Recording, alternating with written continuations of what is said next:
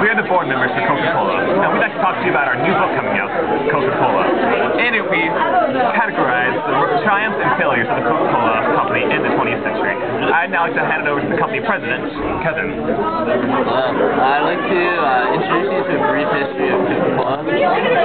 Our company began with one drink called Coke in Georgia by a pharmacist named John Pemberton. John Pemberton made the original formula with cocaine, caffeine, and alcohol. And eventually, over time, turned into the Coke we now know today. It also experienced huge globalization during World War II when the soldiers were giving Coke on the front lines. And further progressed through some problems in India with some environmental problems. And today, now it's one of the most popular beverages. So I'd also like to hand it over now to the World War II.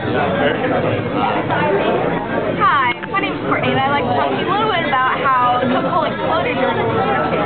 At the beginning of World War II, there was a sugar ration, and in order for Coca-Cola not to be affected by this ration, they took this adjustment. They would supply free Coke to every soldier at the front line.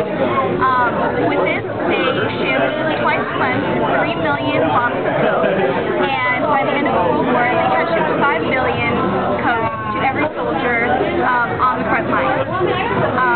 They also they distributed over 64 different plantations for bottling around 44 different countries. Now I'd like to pass it on to our brief history. Well, after World War II, we were pretty much famous, but we wanted to go into other beverages, and my section is pretty much the brief history of the types of beverages in Coca-Cola. We pretty much started off with different flavors of sodas, and through concerns of the amount of sugar that normal consumers have, they opted to create Diet Coke, which had also other concerns, such as the artificial sweeteners that may cause any migraines and headaches.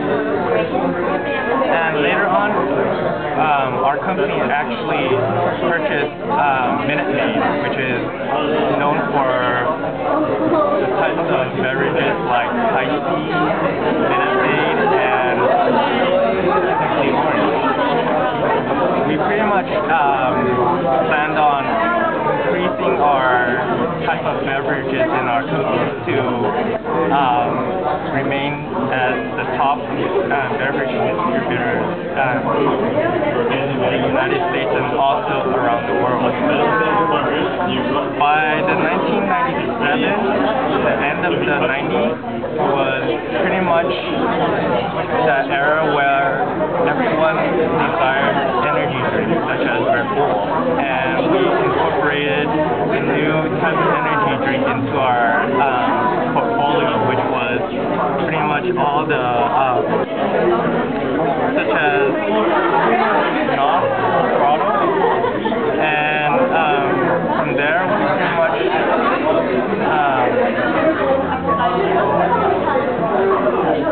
pretty much helped the portfolio. So I want to hand it off to the advertisement.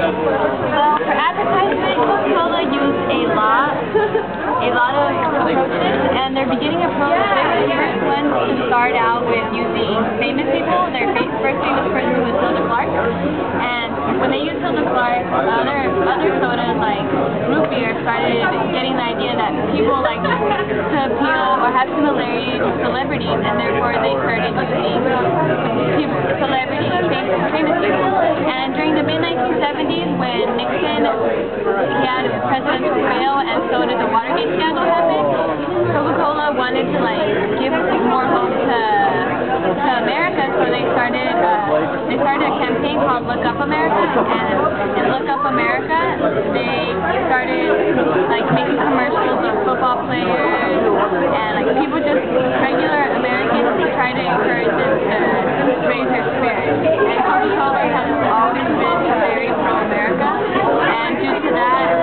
it has always like participated in stuff that has nationalized America. And in 1985, Coke launched in space. It's the first soda to ever go to space. So it became the first soft drink available in space shuttle. In 1993, world famous polar bears first appeared in advertisement, and ever since then, the polar bears have gotten more fame, and actually, zoos have stated that polar bears have gotten more fame after those movies. And here's Jason with environment. Thank you very much. I'd like to take a minute to talk to you about some environmental projects Coca-Cola is doing around the world. First off, I'd like to tell you that Coca-Cola has recently installed new high-bay fluorescent lights in all of our factories, which has cut down carbon emissions significantly. I think by 137 tons, that's my last estimate. Also, we have cut back on our water usage since 2005 by 6%, which, in our drought-stricken world we now live in, I think it's pretty significant. We have also recently established the Coca-Cola Foundation, which is a parent company. It's a non-profit organization, and they plant new companies new non-profit organizations in different countries around the globe, such as the Coca-Cola Africa Foundation or the Coca-Cola India Foundation. The Coca-Cola Africa Foundation has recently undergone several projects, one being the RAIN, the Replenish Africa Initiative, which is working on its water program, and it is working on replenishing or restoring the water to its natural sources. The Coca-Cola Company annually uses up about 237 billion liters of water, which is about as much water as the city of Atlanta uses up in about 5 months. So we really need to cut down on that. And this is what our community projects are focused on. They are really trying to return the water to natural resources. And also, only a third of the water we use is actually in the formula. The other 2/3 go to washing glasses. So we're doing our best to return that to its natural sources. Now at this time, I'd like to open up the floor to some questions. I see a reporter here has one question. Right, I'd like to know about the allegations of consuming too much water in drought-stricken areas like India. Well, I, for one, would like to go on record that Coca-Cola has abided by all laws and governing regulations of the local government in the countries in which we are bottling Coca-Cola.